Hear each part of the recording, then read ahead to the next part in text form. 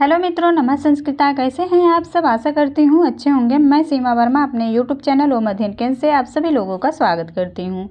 आज मैं Bihar TGT PGT का 8वां मॉडल पेपर आप लोगों को हल कराऊंगी। जो बिहार टीजीटी पीजीटी में अपने सब्जेक्ट से 80 नंबर का प्रश्न पूछा जाता है, उसी का संस्कृत सब्जेक्ट का मॉडल पेपर मैं आप लोगों को हल कराऊंगी। पिछली वीडियो में 7 मॉडल पेपर हो चुका है, आज 8वां मॉडल पेपर होगा। तो चलिए फ्रेंड्स, आज की वीडियो शुरू करने से पहले आप सभी लोगों से अनुरोध है, जिन्होंने चैनल को सब्सक्राइब नहीं किया प्लीज़ चैनल को लाइक सब्सक्राइब शेयर करिएगा। चलिए फ्रेंड्स, आज की क्लास शुरू करते हैं।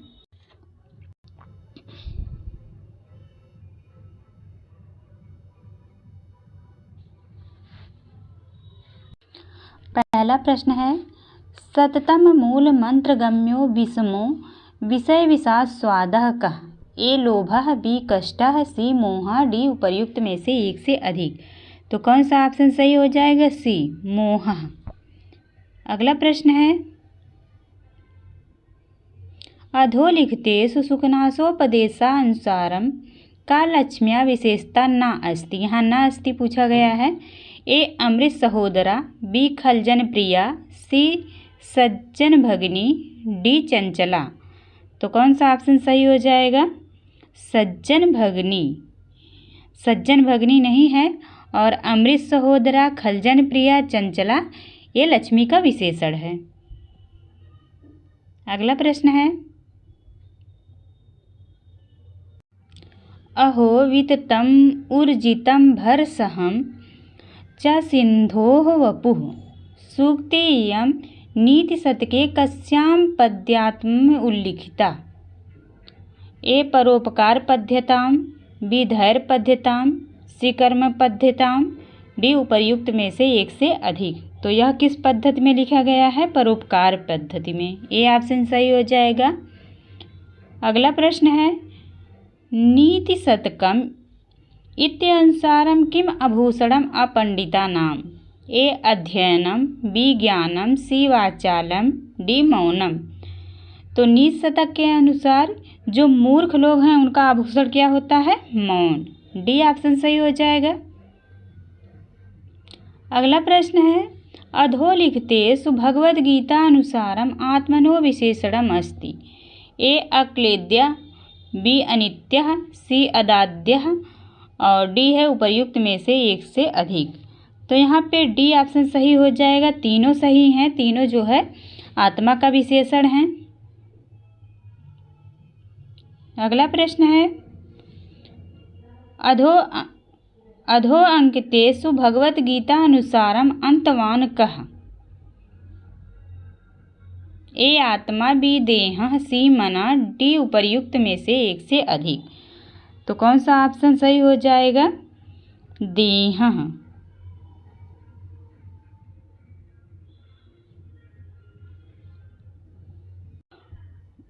अगला प्रश्न है, श्रीलंकायां पालिभाषायाः उपनाम वर्तते? ए मागधी, बी शिलालेखी प्राकृति, और सी है पैसाची, डी उपर्युक्त में से एक से अधिक। तो कौन सा सही हो जाएगा? ए ऑप्शन मागधी भाषा। अगला प्रश्न है, उचिततमं न ते मंगल काले रोदितुं कस्य ग्रंथस्य उक्तिः? उचिततमं न ते मंगल काले रोदितुं, यह किस ग्रंथ की सूक्ति है? ए स्वप्नवासव दत्तम, बी उत्तर रामचरितस्य, सी अभिज्ञान शाकुंतलस्य। तो अभिज्ञान शाकुंतलम की यह सूक्ति है।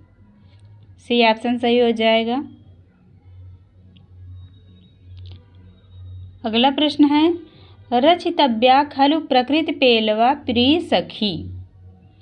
अभिज्ञान शाकुंतलम चतुर्थ अंके कस्य इदम कथनम, यह किसका कथन है? ए अनसुईया या बी कण्वस्य, सी प्रियंवदा या डी उपर्युक्त में से एक से अधिक।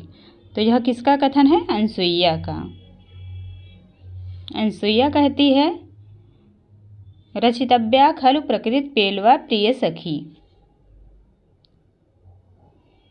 अगला प्रश्न है, अभिज्ञान शाकुंतल नाटके का प्रमुखा रीति? ए पांचाली रीति, बी गौड़ी रीति, सी वैदर्भी रीति, डी उपर्युक्त में से एक से अधिक। तो अभिज्ञान शाकुंतलम में वैदर्भी रीति का प्रयोग किया गया है, सी ऑप्शन सही हो जाएगा। अगला प्रश्न है, दुःखं त्यक्तुं बद्धमूलो अनुरागः स्वप्नवासो दत्ते कस्य उक्तिः। ए योगंधरायणस्य, बी पद्मावत्याः, सी वासवदत्तायाः, डी उपर्युक्त में से कोई नहीं। तो यहाँ पे डी ऑप्शन सही हो जाएगा, उपर्युक्त में से कोई नहीं। अगला प्रश्न है, इमां सागर पर्यन्तां हिमवद विन्ध्यकुण्डलां महीम एकात् पत्राङ्कां राजसिंहः प्रशास्तुनः अस्मिन् भरतवाक्ये किं छन्दः वर्तते। ए इंद्रवज्रा, बी उपजाति, सी अनुष्टुप, डी उपर्युक्त में से एक से अधिक।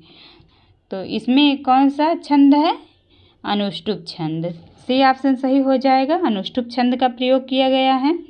आप लोग कमेंट में बताइएगा ये भरतवाक्य किस नाटक का है। अगला प्रश्न है, मेघदूत अनुसारम कनकवलय भ्रंशरिक्त प्रकोष्ठः कः। ए यच्छा, बी मेघा, सी कुबेरा, डी उपर्युक्त में से एक से अधिक। तो कौन सा ऑप्शन सही हो जाएगा? ए यच्छा। यच्छ के लिए आया है।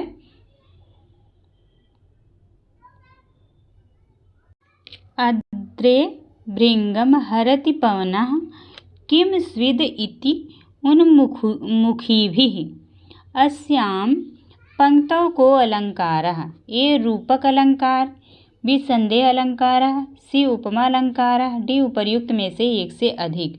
तो यहाँ कौन सा अलंकार प्रयोग हुआ है? संदेह अलंकार। बी ऑप्शन सही हो जाएगा। अगला प्रश्न है, महाभारतस्य विषय वस्तु विभाजनम वर्तते। ए अध्यायेषु, बी कांडेषु, सी सर्गेषु, डी उपर्युक्त किंचन अपि नास्ति। इसमें से कोई नहीं। तो महाभारत किसमें विभक्त है? पर्वों में। तो यहाँ ऑप्शन नहीं दिया हुआ है, इसलिए डी ऑप्शन सही हो जाएगा। महाभारत पर्वों में विभक्त है। अगला प्रश्न है, कठोपनिषद अनुसारेण बुद्धिः कुत्र लीना भवति। ए महत्तत्वे, बी आत्मानि, सी मनसि, डी उपर्युक्त में से एक से अधिक। तो कौन सा ऑप्शन सही हो जाएगा? महत्तत्वे। ए ऑप्शन सही हो जाएगा।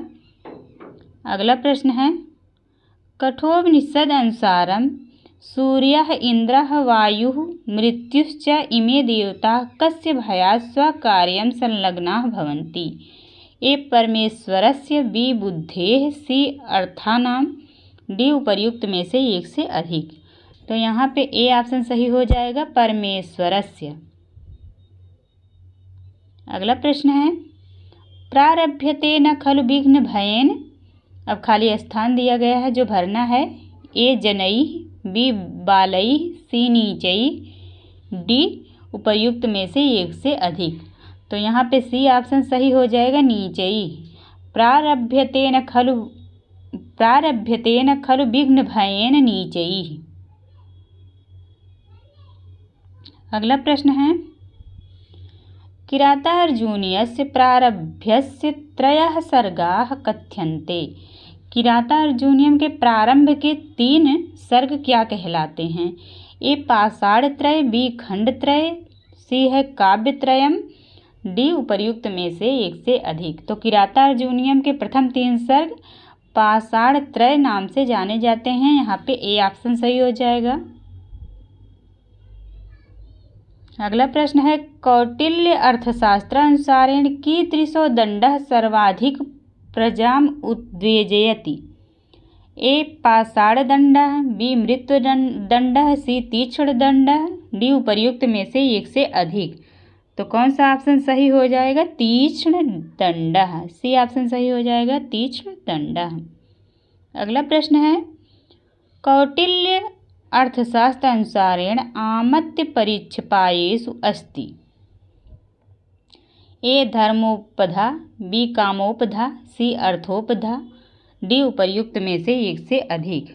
तो कौन सा ऑप्शन सही हो जाएगा? यहाँ उपर्युक्त में से एक से अधिक। तीनों जो है आमात्य की परीक्षा तीनों से होती है, धर्मोपधा भी, कामोपधा भी और अर्थोपधा भी, तीनों सही हैं। अगला प्रश्न है छायांकस्य योजना वर्तते। ए प्रतिमा नाटिके, बी उत्तर रामचरिते, सी अभिज्ञान शाकुंतले, डी उपर्युक्त में से एक से अधिक। तो छायांक किस नाटक में है? उत्तर रामचरितम में। और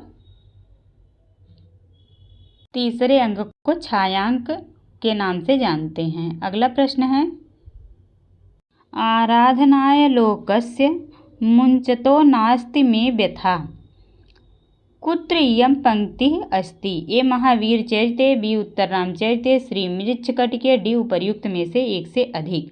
तो ये कहाँ की सूक्ति है? उत्तर रामचरित की। बी ऑप्शन सही हो जाएगा। अगला प्रश्न है अश्योतनम नु हरिचंदन पल्लवा नाम अस्याम पंक्तौ को अलंकारः? ए भ्रांतिमान, बी अतिशयोक्ति, सी उत्प्रेक्षा, डी उपर्युक्त में से एक से अधिक।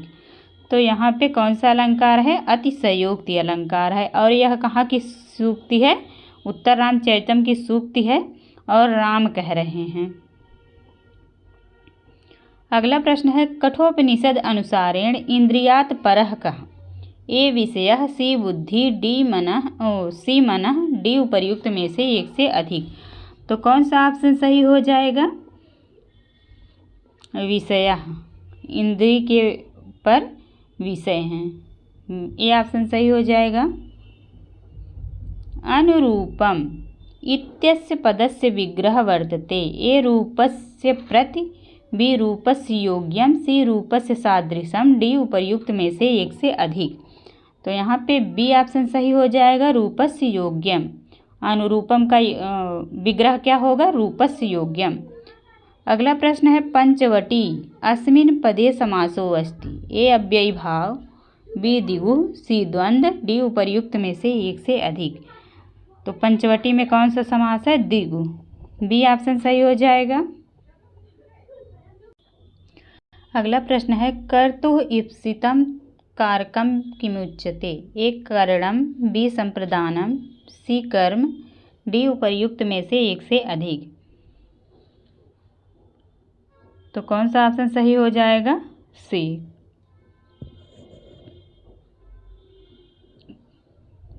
सी ऑप्शन सही हो जाएगा, कर्म। कर्तुः ईप्सित तमम कर्म। अगला प्रश्न है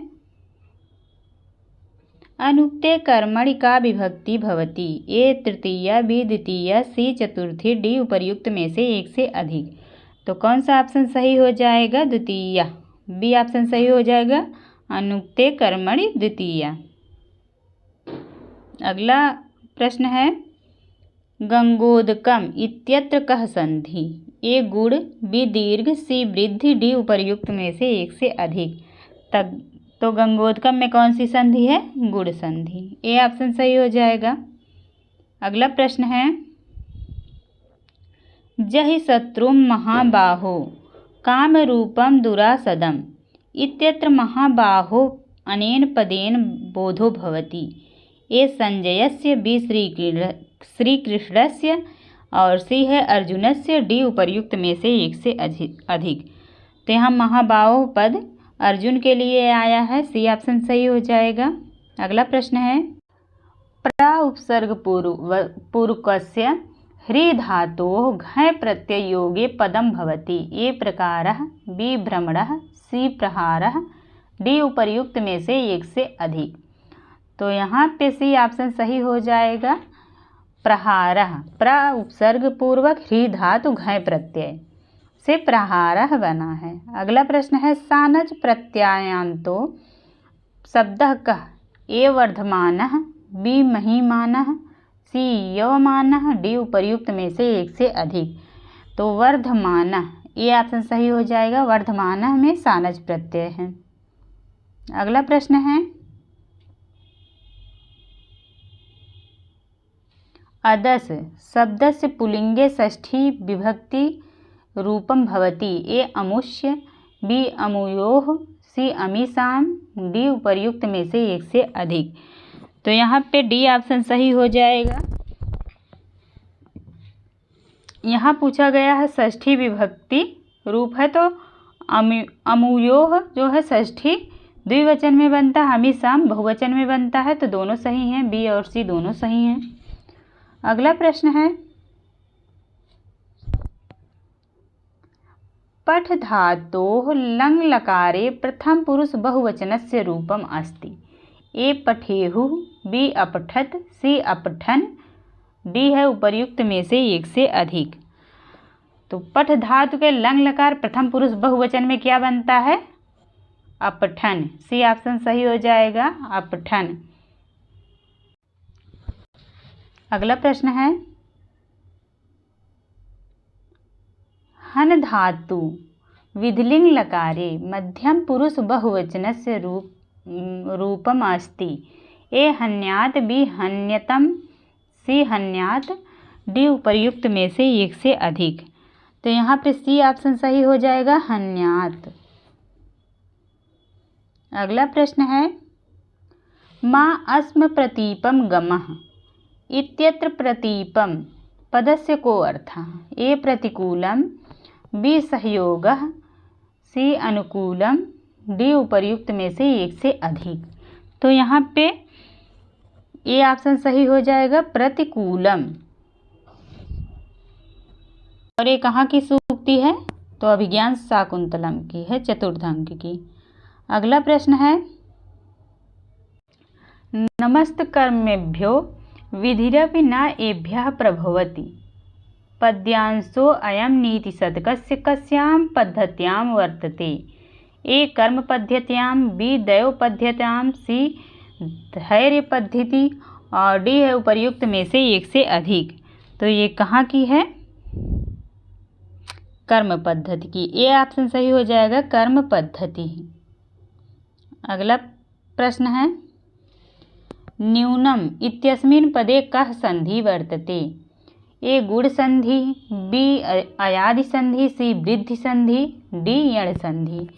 तो न्यूनम में यण संधि है, यहाँ पे डी ऑप्शन सही हो जाएगा, यण संधि।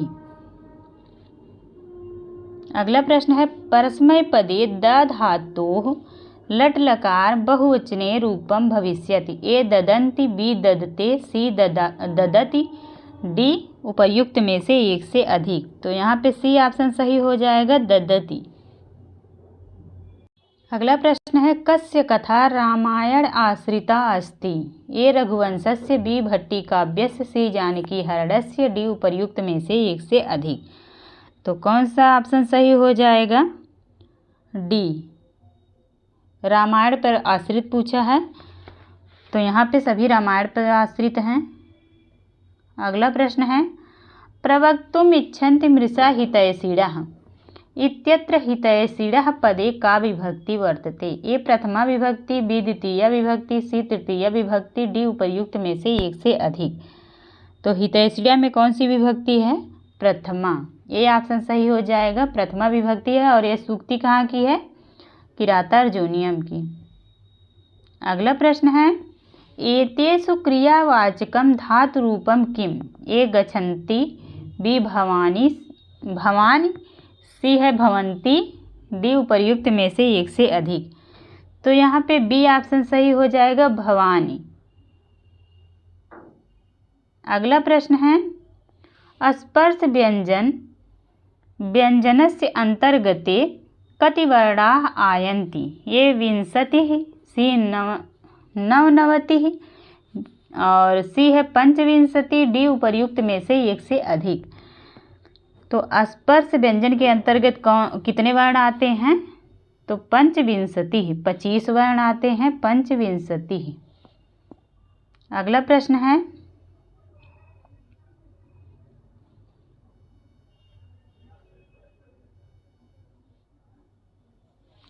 मृगनयना इत्यत्र त्रिलुप्तोपमा दर्शयितुं समास विग्रह भविष्यति। ए मृगस्य नयना, बी मृगीयो नयना चंचला, सी मृगस्य नयने यु चंचले नयने यस्याः सा, मतलब सा, डी है उपर्युक्तेषु एक अधिकः, एकस्म अधिकः। तो कौन सा ऑप्शन सही हो जाएगा? सी मृगस्य नयने यु चंचले नयने यस्या सा।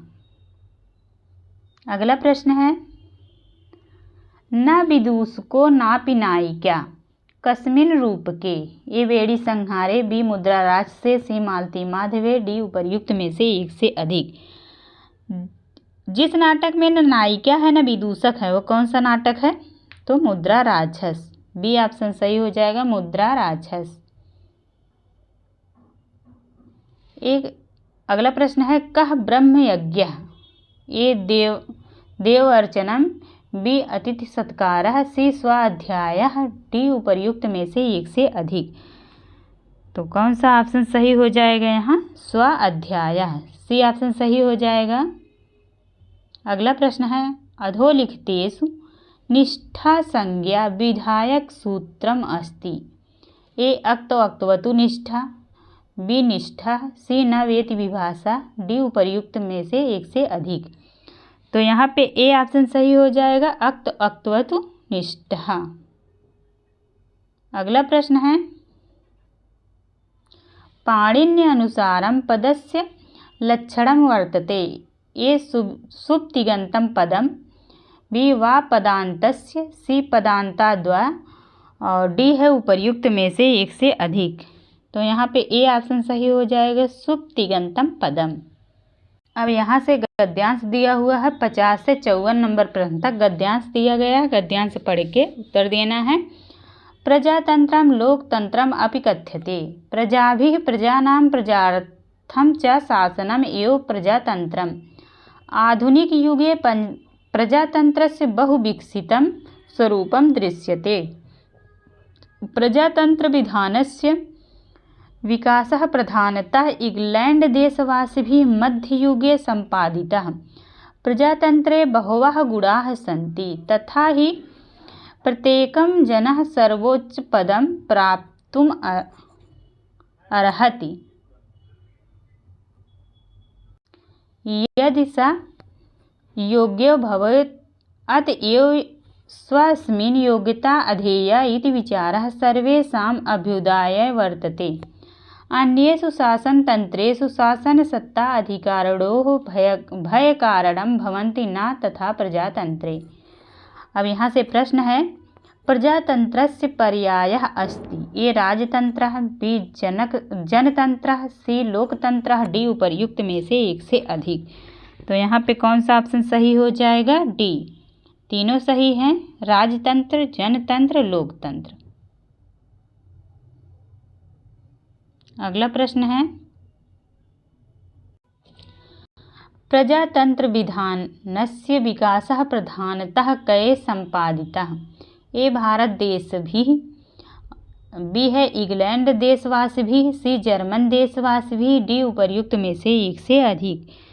तो यहाँ पे बी ऑप्शन सही हो जाएगा, इंग्लैंड देशवासिभिः। अगला प्रश्न है कस्मिन् तंत्रे शासन सत्ता अधिकारिणोः भय कारणं न भवति। ए राजतंत्रे, बी प्रजातंत्रे, सी शासन तंत्रे, डी उपर्युक्त में से एक से अधिक। तो यहाँ पे बी ऑप्शन सही हो जाएगा, प्रजातंत्रे। अगला प्रश्न है बहवः इति पदस्य विशेष्य पदम किम। ए गुणाः, बी जनाः, सी देशाः, डी उपर्युक्त में से एक से अधिक। तो बहवः का विशेष्य पद है गुणाः। ये ऑप्शन सही हो जाएगा, गुणाः। अगला प्रश्न है प्रजाभिः प्रजानां प्रजार्थं च शासनम् एव प्रजातन्त्रम्। इत्यत्र प्रजाभिः पदे विभक्तिः वचनं वर्तते। ए तृतीया बहुवचनं, बी है तृतीया एकवचनं, सी द्वितीया बहुवचनं, डी है उपर्युक्त में से एक से अधिक। तो प्रजाभिः में तृतीया बहुवचन का प्रयोग हुआ है, तो ये ऑप्शन सही हो जाएगा। अगला प्रश्न है गोपपथ ब्राह्मणम संबंधो अस्ति। ए ऋग्वेदेन, बी यजुर्वेदेन, सी अथर्ववेदेन, डी उपर्युक्त में से एक से अधिक। तो गोपथ ब्राह्मण का संबंध किससे है? अथर्ववेद से। सी ऑप्शन सही हो जाएगा, अथर्ववेद से। अगला प्रश्न है रामायणे अहिल्योद्धारः कस्मिन् काण्डे प्राप्यते? ए बालकांडे, बी अयोध्याकांडे, सी अरण्यकांडे, डी उपर्युक्त में से एक से अधिक। तो कौन सा ऑप्शन सही हो जाएगा यहाँ? बालकांडे, ये ऑप्शन सही हो जाएगा, बालकांडे।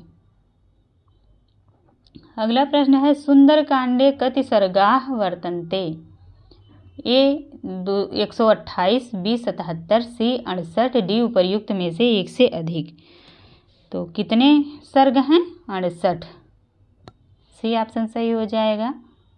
अगला प्रश्न है विश्वांकमये बृहत्तमा ग्रंथो वर्तते? ए रामायणम, बी महाभारतम, सी वेदः, डी उपर्युक्त में से एक से अधिक।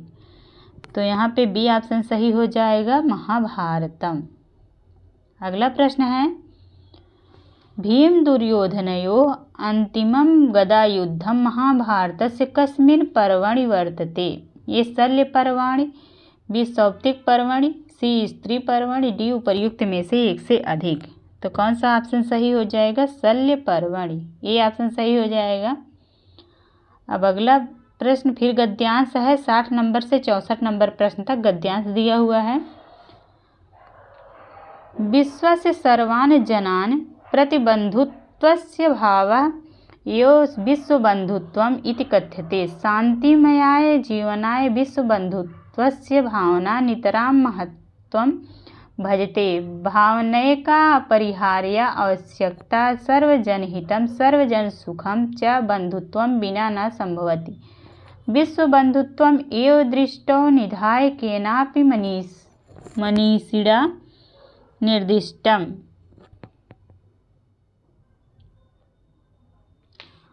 इधर श्लोक है अयम निजः परो वेति गणना लघुचेतसाम् उदारचरितानां तु वसुधैव कुटुम्बकम्।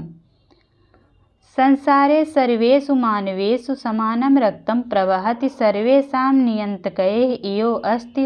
एतत्सर्वं जनन्तः अपि जनाः स्वार्थपरायणतया परस्परं कलहं कुर्वन्ति। अस्य मूलकारणं विश्वबन्धुत्वस्य अभावः एव अस्ति। अतएव सर्वेषु विश्वबन्धुत्वस्य भावना नितान्तम् अपेक्षिता वर्तते। अब यहाँ से प्रश्न है बंधुत्वं विना किं न संभवति? ए सर्वजनहितं, बी सर्वजनसुखम, सी संबंधम, डी उपर्युक्त में से एक से अधिक। तो यहाँ पे डी ऑप्शन सही हो जाएगा। विश्व बंधुत्व के बिना संभव नहीं है, न सर्वजन हितम, न सर्वजन सुखम, न संबंधम, कुछ भी संभव नहीं है। तो डी ऑप्शन सही हो जाएगा। अगला प्रश्न है एका अपरिहार्या आवश्यकता अस्ति। ए दया, बी शांति, सी विश्व बंधुता, डी उपर्युक्त में से एक से अधिक। तो यहाँ पे सी ऑप्शन सही हो जाएगा, विश्व बंधुत्व भावना। अगला प्रश्न है परस्पर कलहस्य मूल कारणम् अस्ति। ए ज्ञानस्य अभावः, बी है विश्व बंधुत्वस्य अभावः, सी है सुखस्य अभावः, डी उपर्युक्त में से एक से अधिक। तो कौन सा ऑप्शन सही हो जाएगा? बी विश्व बंधुत्वस्य अभावः। अगला प्रश्न है अपरिहार्या इति पदस्य को अर्थः। ए विद्वान, बी अनिवार्या, सी कल्याणी, डी उपर्युक्त में से एक से अधिक। तो यहाँ पे बी ऑप्शन सही हो जाएगा, अनिवार्या। अगला प्रश्न है कुर्वन्ति इदं रूपम वर्तते। ए लट लकार प्रथम पुरुष बहुवचन, बी लोट लकार मध्यम पुरुष एकवचन, सी लट लकार प्रथम पुरुष एकवचन, डी उपर्युक्त में से एक से अधिक। तो कौन सा ऑप्शन सही हो जाएगा? लट लकार प्रथम पुरुष बहुवचन, ये ऑप्शन सही हो जाएगा। अब अगला प्रश्न है 65 नंबर से 70 नंबर प्रश्न तक। महाभारतस्य युद्धम 18 दिनानि यावत् प्राचलत्। आदौ कौरवपक्षे पितामह भीष्मः सेनापति अभवत्। 10 दिनानि सा युद्धम् अकरोत्। ततः 11 दिवसे द्रोणाचार्यः सेनापति अभवत्। स 5 दिनानि सेनापति आसीत्। 5-10 दिवसे स वीरगतिं प्राप्तवान्। तदनन्तरं कर्ण दिनद्वयपर्यन्तं तदनन्तरं कर्णः दिनद्वयपर्यन्तं सेनापति अभवत्। तस्मिन् वीरगतिं प्राप्ते अर्धदिनं शल्यः मातुलः युद्धं कृतवान्। शेषे दिवसार्धे भीमदुर्योधनयोः गदायुद्धम् अभवत्। अब यहाँ से प्रश्न शुरू है। महाभारत युद्धस्य एकादशे दिवसे कः सेनापति आसीत्? ए शल्यः, बी कर्णः, सी द्रोणाचार्यः, डी उपर्युक्त में से एक से अधिक। तो कौन सा ऑप्शन सही हो जाएगा?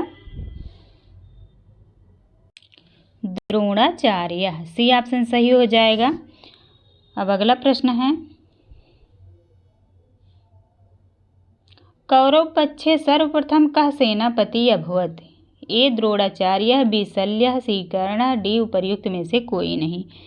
तो यहाँ पे डी ऑप्शन सही हो जाएगा, इसमें से कोई नहीं। पूछा गया है सर्वप्रथम, तो सर्वप्रथम कौन थे सेनापति? भीष्म पितामह। तो भीष्म पितामह जो है ऑप्शन में नहीं है, तो इसलिए डी ऑप्शन सही। अगला प्रश्न है, कर्णः कति दिन पर्यंतम सेनापति आसीत्? ए दिनद्वय पर्यंतम, बी दिनत्रय पर्यंतम, सी है 10 दिन पर्यंतम, डी उपर्युक्त में से एक से अधिक। तो कर्ण कितने दिन सेनापति थे? 2 दिन। ए ऑप्शन सही हो जाएगा। अगला प्रश्न है, आदौ पदे विभक्ति वचन च अस्ति? ए प्रथमा बहुवचन, बी सप्तमी एकवचन, सी है तृतीया एकवचन। तो कौन सा ऑप्शन सही हो जाएगा? आदौ सप्तमी एकवचन, बी ऑप्शन सही हो जाएगा। अगला प्रश्न है, द्रोणाचार्य अनंतरम कः सेनापति अभवत्? ए कर्णः, बी शल्यः, सी द्रोणाचार्य, डी उपर्युक्त में से एक से अधिक। तो पूछा गया है द्रोणाचार्य के बाद कौन सेनापति बनते हैं? तो कर्ण। कर्ण कितने दिन तक सेनापति रहते हैं? 2 दिन तक। और द्रोणाचार्य कितने दिन तक? 5 दिन तक। और भीष्म पितामह 10 दिन तक। और शल्य जो है ये 1 दिन के लिए।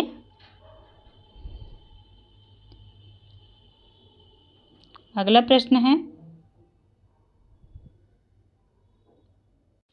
अस्मिन् गद्यांशे प्राप्तवान् इत्यस्मिन् पदे प्रत्ययः अस्ति? ए अक्त, बी सानच, सी अक्तवत्, डी उपर्युक्त में से एक से अधिक। तो प्राप्तवान में अक्तवत् प्रत्यय है, सी ऑप्शन सही हो जाएगा। अब पुनः गद्यांश दिया हुआ है 71 नंबर से 75 नंबर प्रश्न तक। गद्यांश है, दीपावली प्रकाशस्य महोत्सवः अस्ति। असौ महोत्सवः कार्तिक्याम् अमावास्यां संघट्यते। अमुस्मिन् दिने भगवान् रामचन्द्रः 14 वर्षम् इदं स्वकीयं वनवासं परिसमाप्य रावणवधानन्तरम् अयोध्या प्रत्यागच्छत्। ततः प्रभृत्ययम् उत्सवः प्रचलितः। अमुस्मिन् महोत्सवे रात्रौ महालक्ष्मीपूजनं भवति। तत्र देवीं वयं सर्वे धनधान्याधिकयाचामहे। सर्वे जनाः स्वकीयान् गृहान् दीपमालयाः सज्जयन्ति।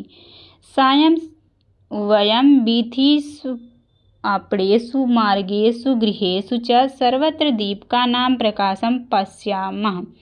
अहो कियत् चाकचिक्यं प्रतिभवनं विद्युद्दीपानाम्। अब यहाँ से प्रश्न है, रामा अयोध्यां कदा प्रत्यागच्छत्? ए कार्तिक्यामावस्या, बी कार्तिक्या पूर्णिमा, सी त्रयोदश्याम, डी उपर्युक्त में से एक से अधिक। तो यहाँ पे ए ऑप्शन सही हो जाएगा, कार्तिक्या अमावस्याम। अगला प्रश्न है, कस्मिन् महोत्सवे रात्रौ लक्ष्मी पूजनं भवति? ए विजयदश्याम, बी रक्षाबंधने, सी दीपावल्याम, डी उपर्युक्त में से एक से अधिक। तो यहाँ पे सी ऑप्शन सही हो जाएगा, दीपावल्याम। अगला प्रश्न है, गृहान् इत्यस्मिन् पदे विभक्ति वचनं च अस्ति? ए तृतीया बहुवचनं, बी द्वितीया बहुवचनं, सी तृतीया एकवचनं, डी उपर्युक्त में से एक से अधिक।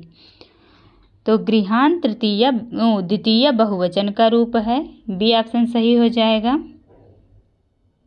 अगला प्रश्न है, आपणेषु इति पदस्य को अर्थः?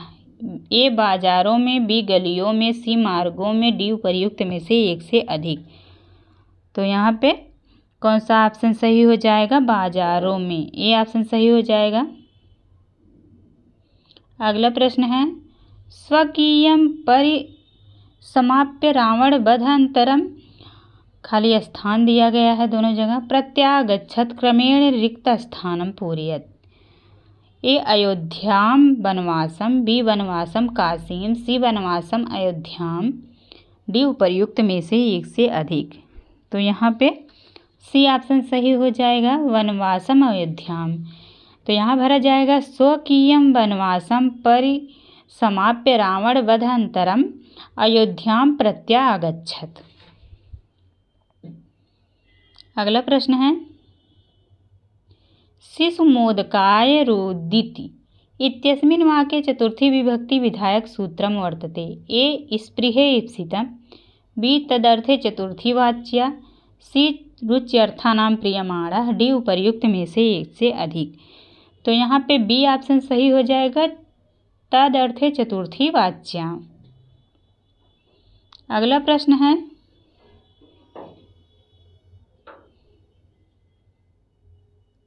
मुझे संस्कृत अच्छी लगती है, अस्य वाक्यस्य संस्कृत भाषायाम् अनुवादो भविष्यति।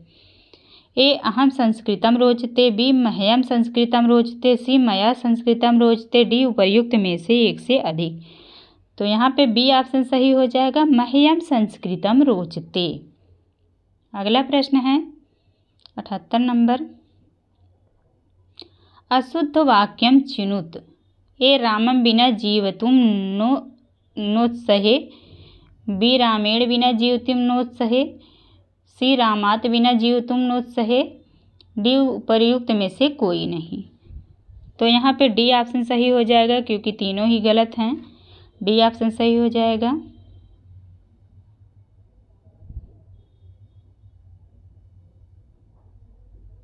सॉरी, यहाँ पूछा है शुद्धम वाक्यम चिनुत, तो जो है यहाँ पे तीनों ही शुद्ध हैं, तीनों शुद्ध हैं, इसलिए डी ऑप्शन सही हो जाएगा।